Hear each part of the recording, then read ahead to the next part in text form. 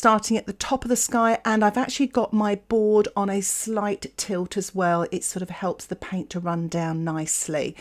And I'm really loading that brush. It's a size 10 round brush. I'm working my way down to the horizon line, painting wet into wet. Using my size 10 brush, I'm just applying the sort of milkier wash to begin with, so it's slightly darker, so the tonal value at the top part of the sky will be that little bit darker. You can of course change the colour of this sky colour as well. If you want to make it more violet, you can.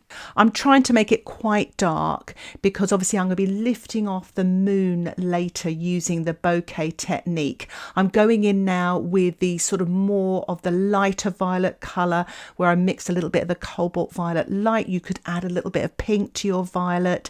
I just want to make some really bright sort of colours, and I'm painting this down to the horizon there, and just using the actual paint that's on the painting there, and just using my damp brush to bring it down to the horizon to make things, well, the horizon a little bit paler, to create some depth in my painting and where I'm going to be painting the trees. The reason why the paint isn't running onto the tree is I didn't wet the tree, so areas that you don't wet, the paint won't run into, so there's no need for masking fluid here. So I'm just sort of carefully using the tip of my brush and the paint that's already on the paper and just sort of painting into the branches of the tree there. So I'm going to leave that for a moment, and I'm mixing up some forest green here, sort of quite a creamy colour, so not a lot of water, adding a little bit of my sky colour there just to neutralise it a little bit so it's not a bright strong green. This is a reservoir brush. It's an Alvaro Castagnet brush, size 8, so it's like a rigger at the end and an ordinary sort of size 8 sort of brush at the bottom end there near the ferrule. I've had it for a while. I always forget I've got it actually, because I usually just use my little size 2 round brush, but for this instance, for those of you that have got these brushes, they're great because obviously the bottom end of the brush holds all the liquid, and so you've got plenty of paint on your brush. There are lots of different brands out there, and I will put a link in the description below of this brush, but also of alternatives as well. I've swapped back to my size 4 brush with a mixture of forest green and Paynes grey, but you could use Viridian and black if you wanted to, and I'm painting wet into wet, the sort of very distant trees, so all of these marks I'm painting here will become quite fuzzy, and it just gives the illusion of distant trees. And as I work on, I'm going to make that paint slightly creamier, and the paper will dry off a little bit. There'll still be a sheen on the paper, and I'll actually paint some of those trees damp into damp, just trying to sort of build them up from the wet in wet, so they'll be the palest trees, and I'll make the obviously the paint slightly creamier and a bit darker, and just start painting sort of trees in front.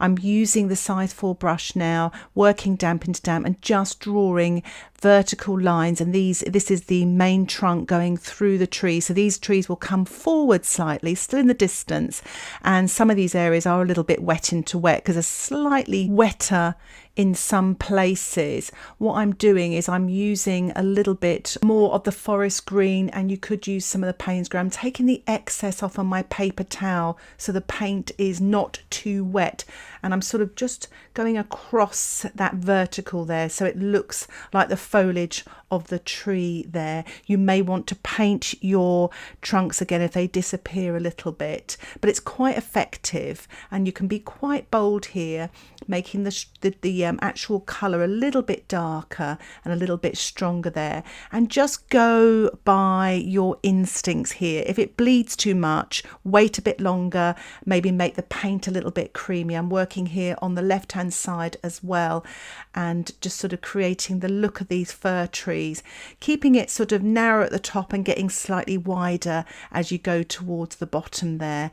And it's so effective, and you can sort of build up the tonal values to create even more more depth and slightly change the colours, maybe have it a bit more bluey green or add a bit more Paynes grey or black to make it a much darker green. So as you can see here, I'm painting in some more verticals, slightly taller, just to build up the depth in these distant trees. Now, it's not exactly like the photograph, so there's lots of artistic license here.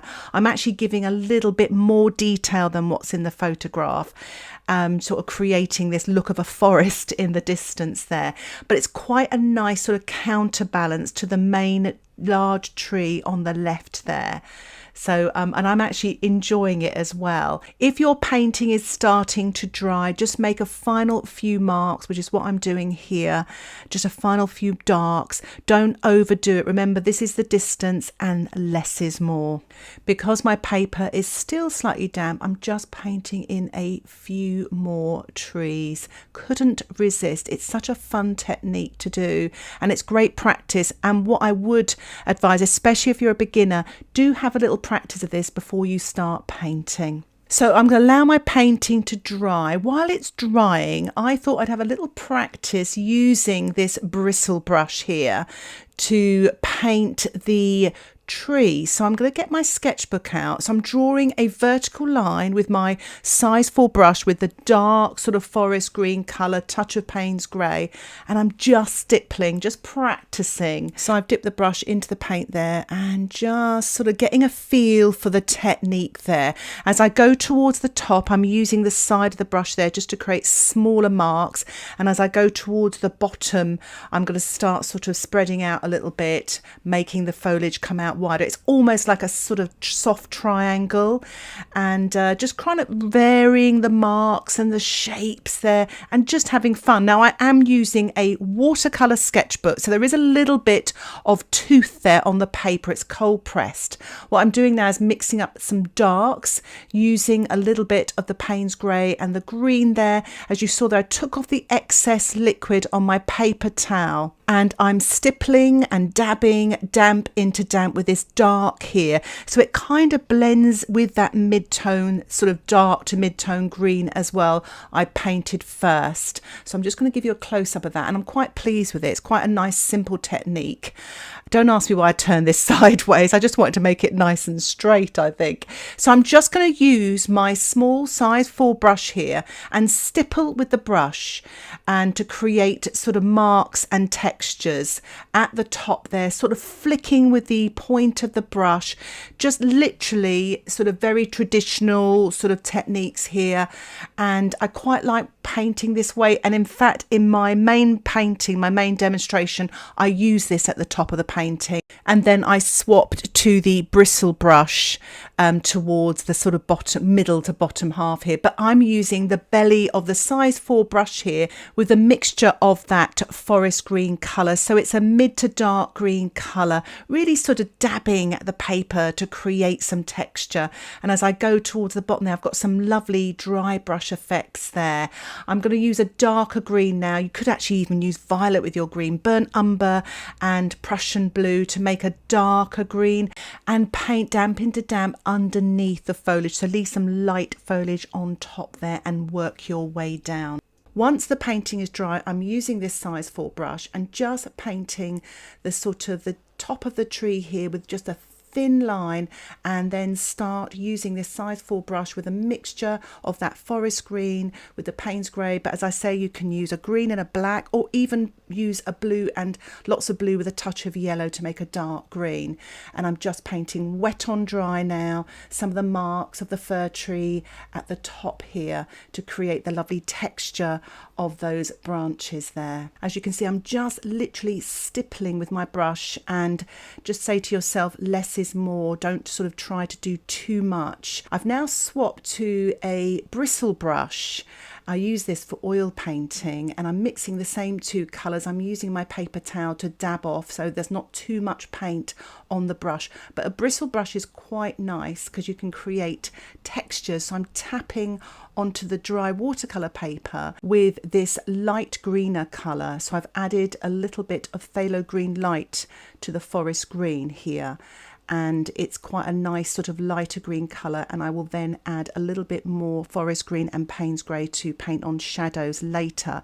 If you don't have this bristle brush, don't worry, it's just another sort of way of creating this texture. You can use the side of your brush and use some dry brush technique as well, or carry on as I was doing at the top, stippling with your brush as well, but it's fun to do. So I'm just using the colour now just to sort of track up to the top of the tree there, creating more texture because there's still a lot of white paper there. I've mixed up more forest green here, mixing actually with the bristle brush, and there's a touch of Paynes grey in there as well, and I'm just stippling there, excuse my hand, just to create some of the darker shadows now. Try to sort of paint them under the foliage there, leaving some light foliage on the top part if you can, a little bit what I'm doing there. And it's pretty much damp into damp. It is quite nice to use a bristle brush as well, but as I say, you can use a side brush to create the texture as I did in the little demo in my sketchbook there. Just finishing off with a few more darks there, sort of tapping on damp into damp, and I'm going to allow my painting to dry. Once your painting is dry, you can paint that shadow to the left there. I'm using ultramarine with a touch of the violet and a tiny touch of Paynes grey just to make it more of a shadow colour. So I'm painting this wet on dry with my size 10 brush. I just diluted the brush a little bit there, and I'm just sort of painting some shadow under the tree. The tree's still damp, so I'm just softening there, just working left to right. I'm just adding a little bit more dark just underneath the tree there to the left, just a little bit of a stronger cast shadow, adding a little bit more of the Paynes grey, painting damp into damp directly under the tree.